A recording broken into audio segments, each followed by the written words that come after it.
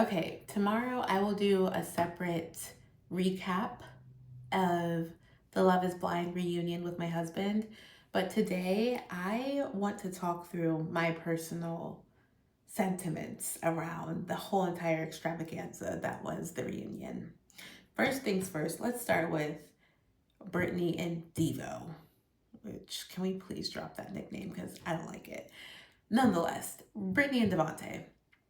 I am very proud of her for waking up and standing up and understanding the reality that was in front of her the entire time, which was that Devontae had no interest in being her husband, quite honestly. And I'm very glad that she was able to hear the commentary that he shared around feeling as though she was his shadow, feeling as though he was questioning whether she actually wanted to marry him or whether she was just going to marry whoever she was chosen to be with because she had already bought her wedding dress. And I'm also glad that I feel like Brittany's dad, they have the whole sentiment, the whole saying of killing people with kindness. And I think that Brittany's dad did that. He very well could have read him for filth during that reunion. But I do think that based off of the relationship that he had built with Devontae, he saw him like black man to black man regarding, I understand that you were being, bullied and ganged up on, whatever you want to call it, but also you have a responsibility with whoever, like whatever woman's heart you were dealing with, and actually committing to that woman, especially if you were asking her to be your wife. So, all in all, with that situation, I'm very glad that they are no longer a thing because it really did feel as though she was sacrificing what she really needed from a man just for the sake of being married, which was not fair to herself, but it also wasn't fair to him. So he didn't deserve her. Very interested, not really, but it's interesting to hear that he has moved on and has a whole new girl and a baby on the way. Bree and Connor. I wasn't surprised that they were still together. I think that the love between them is real. I also do acknowledge that Connor is a bit more of like a submissive man. And I could tell that there is like a sense of peace with him, that he knew that it was just a matter of time until Brie came around and wanted to for sure marry him. So I wouldn't be surprised if they got married. I think that they're kind of like each other's yin to each other's yang, where Brie is a lot more the go-getter. He's more of like, put me in, coach, let me know where you need me. And I think that she's accepted that that's the kind of person that she needs in her life. So although I did feel that she was a bit demeaning to him at times, it sounds as though she was a bit apologetic about it, and also apologetic about how much she carried on that conversation with Chris, because that was a bit much.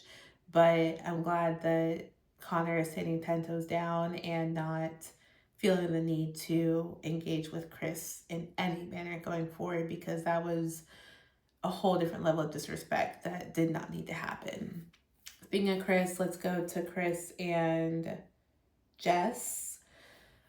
Love Jess dearly. I am so happy to see that she is with someone who truly loves her for who she is. And it is really cool just to see, even though her boyfriend didn't end up being any of the finalists in Love is Blind, it was still beautiful just to hear him speak from the heart about what a beautiful person she is inside and out and how much he loves her. And yeah, I really am glad that he took it upon himself to kind of make like the declaration of love and care for her in front of the entire Love is Blind cast, past seasons, as well as the people viewing, such as myself. So that was beautiful. And I wish them all the best. I don't have anything to say about Chris. He needs to go to therapy, period. All right, moving on. Mike and Emma. We all knew that Emma was going to continue to be shaky about whether or not she wanted kids, and Mike was very, very clear that he needed her to 100% be down to have kids in order to feel confident in going forward with marriage, which I respect that, quite honestly.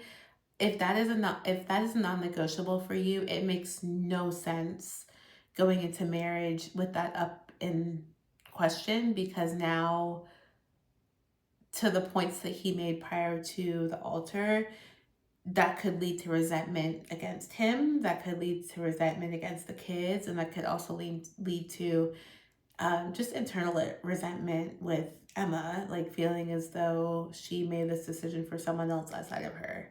So completely understand. I feel like they honestly probably had the healthiest breakup out of everyone. And I wish them both the best separately, but they did not need to be a thing unless Emma was 100% certain that she wanted to be with him. Alex and Ashley, child. They, I mean, it wasn't really, I feel like she stole the show and the vows, and what she said needed to be said. And it was cool to hear that, like, she actually had written that out and had her best friend review it before she actually before she actually said it. But I do appreciate and love how she kind of like reclaimed her power after spending all of that time during their engagement being the one trying to learn more about Alex. I do think that Alex is a very clear narcissist, and it will require him to desire to do the internal work, to go to therapy and learn more about himself and understand the ways in which he does need to move differently. But that's going to be a whole journey that he's going to have to choose for himself.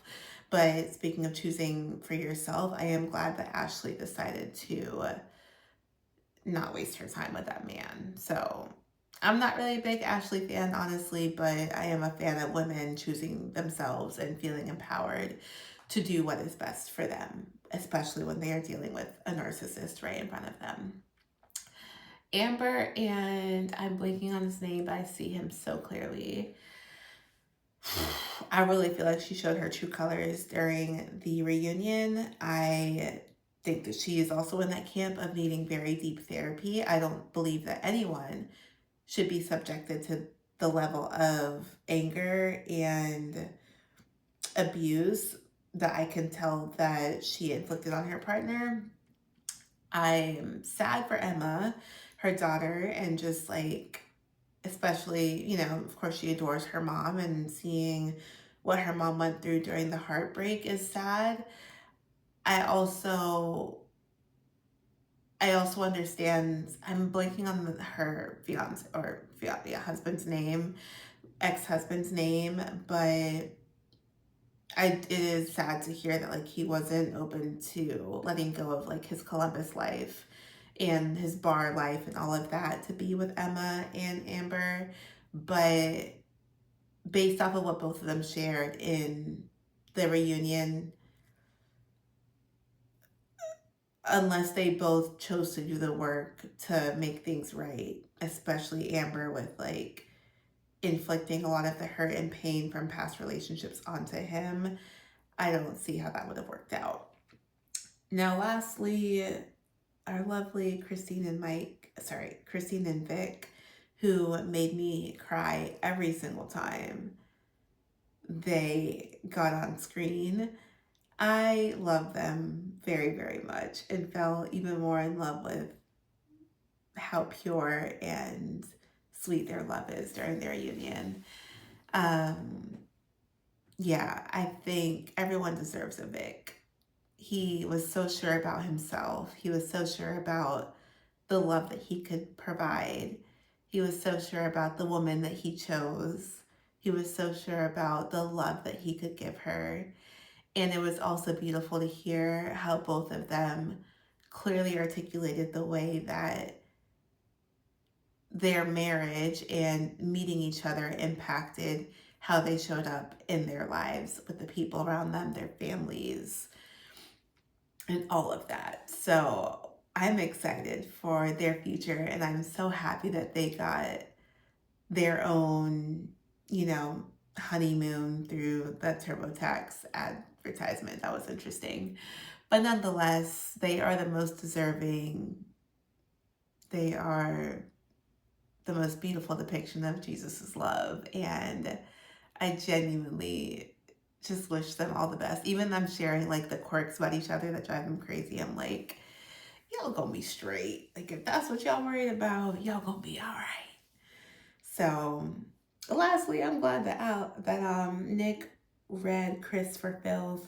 Like, boy, do better, because you really did show your whole entire backside during this season, and it is not a cute depiction whatsoever of how to treat a woman, and also how to treat your guys. Like, just crazy. All right, I sound like I done smoked a pack of cigs today, so I'm gonna wrap this up and give me a glass of water and go to bed.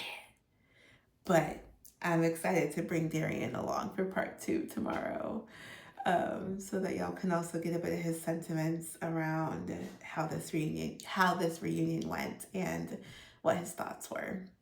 So if you enjoyed this video, I am so parched. So if you enjoyed this video, please be sure to like and subscribe, and I will see y'all tomorrow, where I'll be bringing Darian along so y'all can hear all of his thoughts and sentiments around the reunion. All right.